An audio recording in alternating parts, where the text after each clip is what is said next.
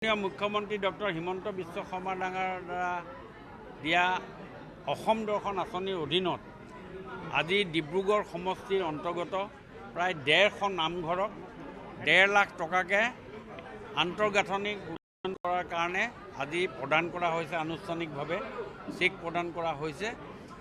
ইয়াৰ আগতো আমি আৰু 150 নামঘৰক আমি এই চেক প্ৰদান কৰি দ্বিতীয় কিস্তিৰ কাৰণে তেওঁলোকে যিসকলে ইনষ্টলমেণ্ট দিছে দ্বিতীয় কিস্তিও বহুত নামঘৰে পোৱাৰ ব্যৱস্থা হৈ গৈছে।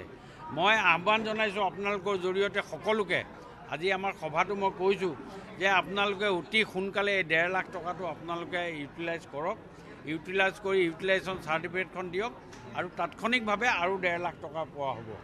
তাৰমানে এই বছৰত, এই বিত্তীয় বছৰত আমাৰ উপাসনাস্থলী উন্নয়নৰ হকে অসম চৰকাৰৰ ফালৰ পৰা ডিব্ৰুগড় সমষ্টিত 300 উপাসনাস্থলীৰ কাৰণে 3 লাখ টকাকৈ দিয়াৰ এটা ব্যৱস্থা কৰিলে। মই মাননীয় মুখ্যমন্ত্ৰী মহোদয়ক মই বিশেষভাৱে ধন্যবাদ জ্ঞাপন কৰিছোঁ। এই বিশাল চিন্তাধাৰাৰে আমাৰ আজি গ্ৰামাঞ্চলৰ হওক চহৰাঞ্চলত হওক আমাৰ যিবিলাক উপাসনাস্থলীবিলাক আছিল, উপাসনাস্থলীবিলাক আমাৰ যথেষ্টখিনি বেয়া হোৱাৰো দেখা গৈছিল। সেই পইচা পোৱাৰ লগে লগে আন্তঃগাঁথনি উন্নয়ন কৰিবৰ কাৰণে ডাইনৰফ লগাই পেলাই আপোনালোকে গৈ থাকিলে যিমান ৰাস্তা দাঁতিত ডাইনৰফ লগা ঘৰ দেখিব, এইবিলাক ৰফেই, এই ঘৰবিলাকেই আমাৰ উপাসনাস্থলী। আৰু আমি সেই কামবিলাকৰ লগতে আমি তাত আৰু আন্তঃগাঁথনি উন্নয়ন কৰিবৰ কাৰণে যিবিলাক আমাৰ 100 বছৰৰ পুৰণা নামঘৰ সেই নামঘৰবিলাকতো আমি 10 লাখ টকা, ক'ৰবাত 15 লাখ টকাও দিয়াৰ আমাক ব্যৱস্থা কৰিছোঁ।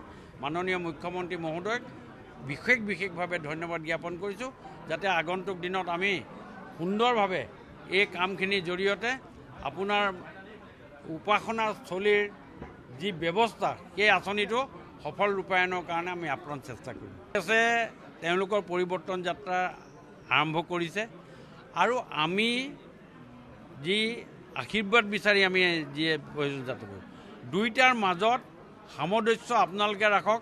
এইটো আপোনালোকৰ স্বচক্ষুৰে আপোনালোকে দেখিছে মানুহৰ মানসিকতা।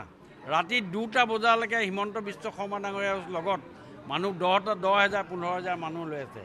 ইয়াৰ মূল কাৰণ হ'ল মানুহৰ মনত আজিৰ ডেটত ভাৰতীয় জনতা পাৰ্টি আৰু হিমন্ত বিশ্ব শৰ্মা ডাঙৰীয়াৰ প্ৰতি থকা স্নেহ আৰু মানসিকভাৱে তেওঁলোকে ইমান চিন্তা কৰিব পৰা হৈছে যে তেওঁলোকৰ উন্নয়নৰ কাৰণে যিখিনি ব্যৱস্থা হাতত লৈছে, এই গোটেই ক্ৰিয়া প্ৰক্ৰিয়াৰ মাজত আজি দুইটা দলৰে আমাৰ ভাৰতীয় জনতা পাৰ্টীৰ যাত্ৰা আৰু কংগ্ৰেছৰ পৰিৱৰ্তন যাত্ৰাৰ আপুনি গোটেই বস্তুটো পটভূমিটো আপোনালোকে দেখিলে আপোনালোকে নিজে ঠাৱৰ কৰিব পাৰিব যে আজিৰ ডেটত ভাৰতীয় জনতা পাৰ্টীৰ আগন্তুক যি নিৰ্বাচন হ'ব, সেই নিৰ্বাচনত আমি 103টা ছিটত যুঁজি মেক্সিমাম ছিট লৈ আমাৰ চৰকাৰ গঠন হ'ব। এইটোৰে এই দৃশ্যপটত প্ৰমাণ কৰিছোঁ।